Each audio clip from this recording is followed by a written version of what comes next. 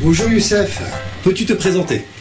Ah, me présenter, eh bien, je dirais que je suis un couscous pizza, moi, plein lourd à digérer. Je suis d'origine kabyle par mon père et français par ma mère. Je suis né dans une cité de banlieue dans le 93, un quartier sensible, où les gens avaient besoin de rêver, de s'évader. Et moi j'ai trouvé mon évasion dans le spectacle, dans le monde joyeux du spectacle. Et je suis devenu clown et mime.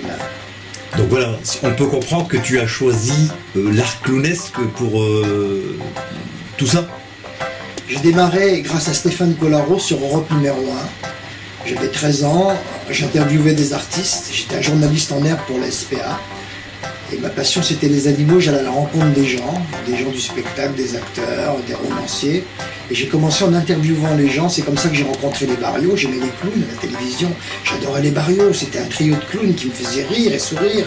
C'est dommage, hein, parce que la bouteille... Voilà, je vais vous expliquer. Vous voyez, j'ai donc ici 2 cartons vides, n'est-ce pas? Alors, vous voyez cette bouteille-là, elle va disparaître et réapparaître de l'autre côté de la table. C'est dommage de la faire disparaître. Alors, laissez-moi faire. Je recouvre la bouteille comme ceci, n'est-ce pas? Oui. J'ai un tout petit peu de fluide. D'accord. Voilà. Hop, toi. je tiens la bouteille. 1, 2, 3, hop. La bouteille a disparu, vous voyez, et elle se trouve de ce côté-ci de la table. Eh ben, dis donc, c'est pas mal, j'avoue. Hein. Allez, vas-y. Grâce à eux, je suis devenu clown. Avec une première émission sur TF1 1984 qui s'appelait C'est Super, présentée par Jean-Loup Lafont, où déjà je faisais du burlesque. J'étais déjà un drôle d'oiseau. Quelque part, on sait aussi que tu es mime. J'ai eu la chance et l'honneur de rencontrer l'immense mime Monsieur Marcel Marceau. J'ai commencé à jouer Charlie Chaplin, et qui m'a dit « Il faut tout recommencer, jeune homme, vous n'avez pas la grâce ». Et j'ai rencontré la grâce grâce à ce grand artiste qui était la grâce et qui l'incarnait merveilleusement bien. Aujourd'hui, après toute cette expérience, qu'aimerais-tu jouer? Alors, d'abord, je suis un personnage, un drôle d'oiseau, comme je le souligne, parce que je joue avec le talent des gens de la rue, avec un personnage, dans une vidéo qu'on retrouve sur YouTube, qui s'appelle L'infréquentable Monsieur Rigolo, où je joue avec toutes les couches de la société de la rue, les Parisiens, les touristes, et j'apporte une note d'humour, dans un monde un peu triste et pas rose tous les jours. J'adore ça.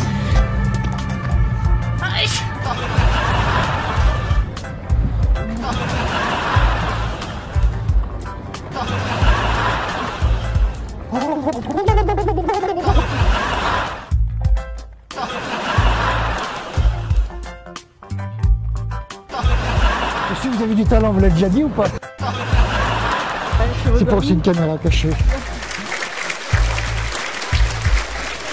Rire, c'est merveilleux.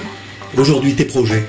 Les projets, continuer de faire rire, parce que c'est très important. Une journée sans rire est une journée perdue pour moi. Et c'est tellement important de mettre un sourire sur un visage et d'étonner les gens. J'aime étonner les gens et les surprendre. C'est ma mission. On apprend aussi que tu enseignes. J'enseigne l'art clownesque et le mimodrame avec des sketchs.